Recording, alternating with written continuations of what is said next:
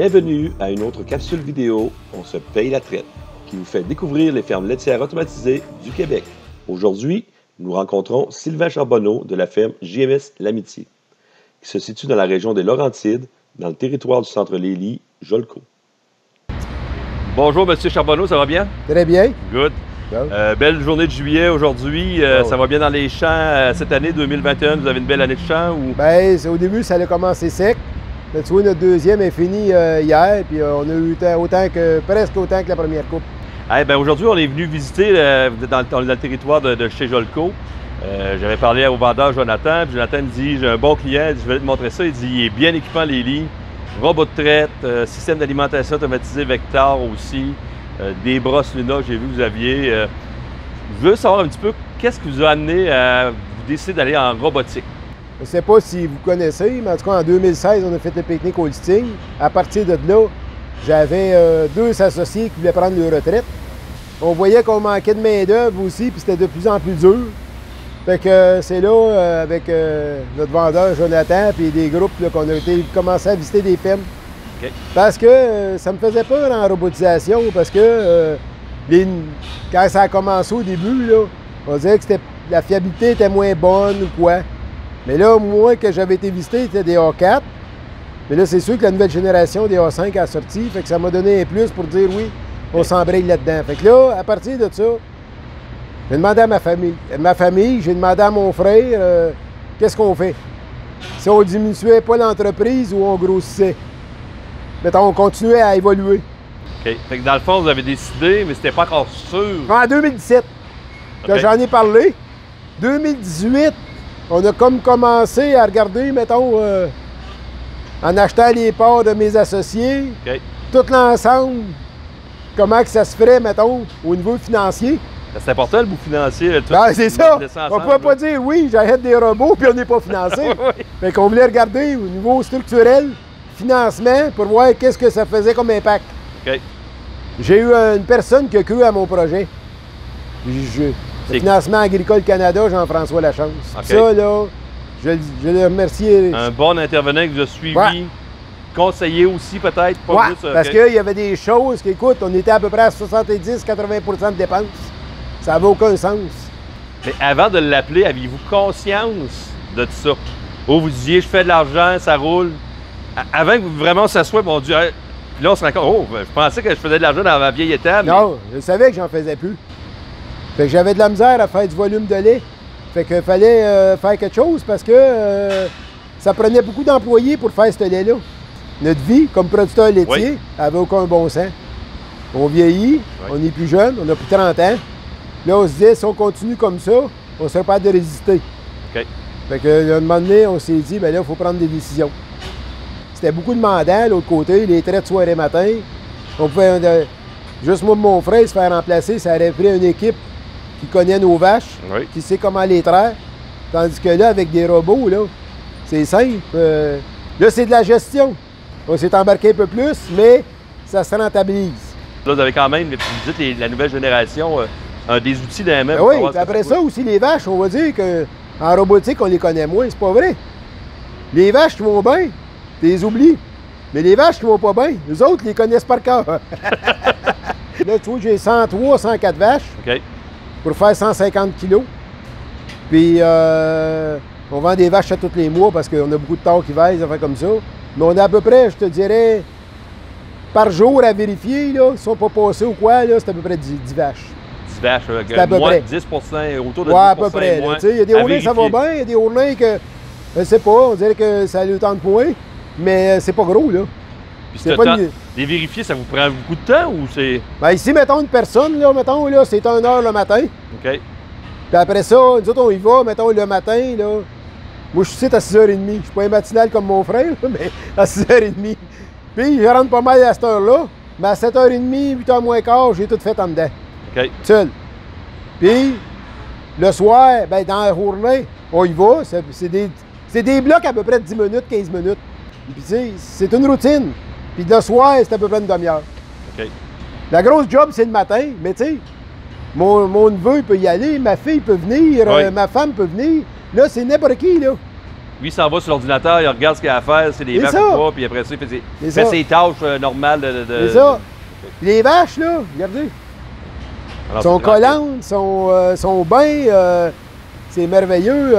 Ça va mieux même traire les premiers veaux habitués en robotique que les traire à treilleuse. Parce qu'ils vont cliquer peut-être une fois, qu'ils vont avoir peur du bras. Pas la première fois, la deuxième fois quand que les brosses ils passent sur le pied pour les laver. Mais après ça, là, c'est fini, là. Ben, c'est ça, vous avez deux, on l'a pas dit, là, tantôt, vous avez 3 robots de traite. Ouais, 3 robots. Tu vois, j'ai commencé avec 2 en 2019. OK. On a commencé avec 2 robots. C'est ça, le 3e robot vous permet de le faire sans stresser. C'est sûr que je dis qu'il est moins payant que les deuxièmes, mais je roulais à 12-13 % de temps libre. Ça n'avait pas de sens. Ouais. Moi, je me suis acheté des robots pour avoir de l'agrément. C'est ça qu'on s'est dit. Et non pas pour créer de l'ouvrage. En rentrant le 3e robot, là, je te le dis, là, ça a tout changé les affaires. Qu'est-ce que ça change? Ça change moins d'ouvrage, de moins de vaches à pousser, plus de lait un petit peu aussi, plus de là, passage. J'étais à 3,2, 3,3 traites par jour. Puis on roule à 39-40 kilos. 3,2, depuis quelques temps, là. Je ne sais pas, là, mais...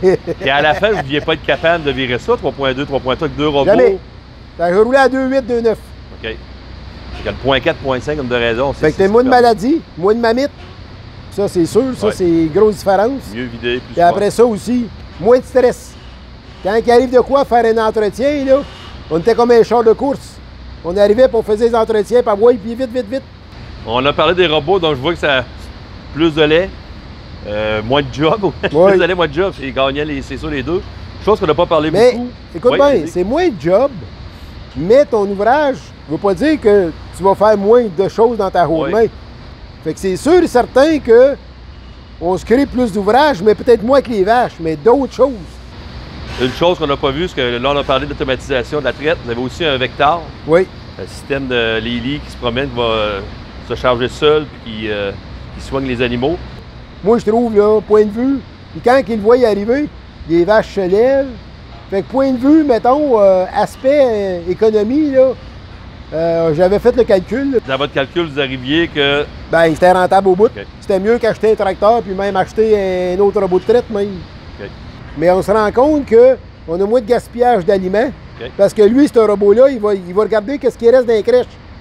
Fait qu'il n'ira pas faire des grosses buttes pour, mettons, là, les vaches, le lendemain, on est obligé d'enlever le manger parce qu'il est plus frais.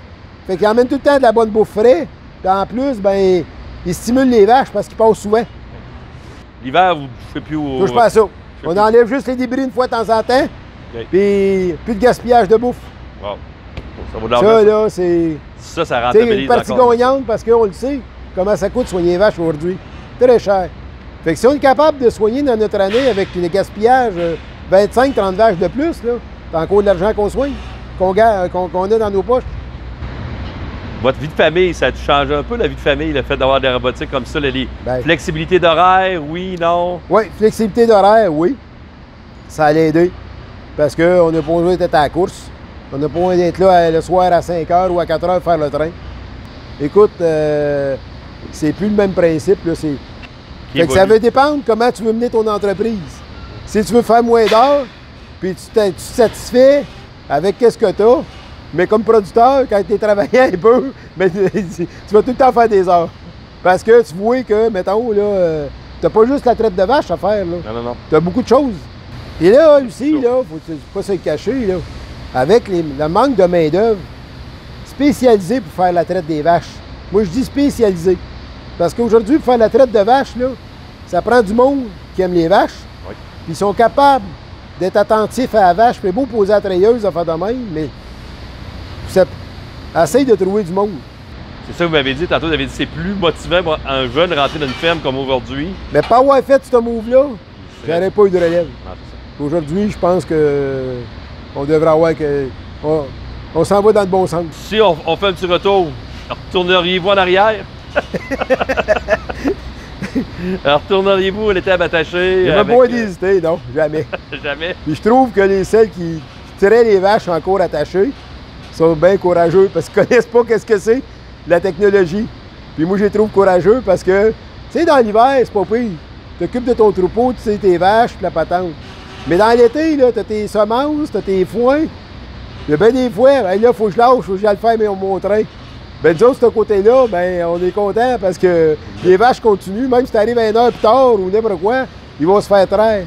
Puis on est capable de dire, ben, toi, tu vas étable, puis moi, je continue dans le champ ou quoi, fait que tout, ça roule. Puis après ça, ben, côté, tu sais, on regarde côté humain. Je trouve que la robotisation, c'est ça que ça apporte. Ça apporte plus une vie de famille, plus une vie humaine. Parce que sinon, pas avoir mis ça, de l'autre côté, je ne sais pas ça a été quoi l'avenir. Je vous remercie beaucoup. Et bonne chance dans les projets. Ouais, en tout cas, ceux qui hésitent d'investir en robotisation, ils viennent me voir, mais ils convaincre. J'aurais envie de dire, dans le bas de l'écran, on va voir votre numéro de téléphone apparaître, mais on ne fera pas ça. Ça serait trop dangereux. Ah, c'est bon. Merci beaucoup.